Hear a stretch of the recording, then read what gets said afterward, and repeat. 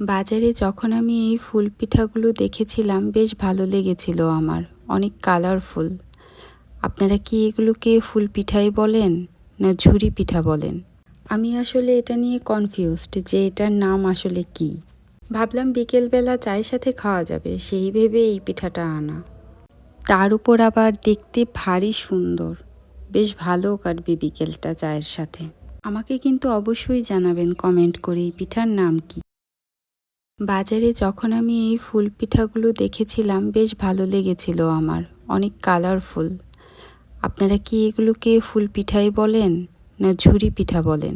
আমি আসলে এটা নিয়ে কনফিউজড যে এটার নাম আসলে কি।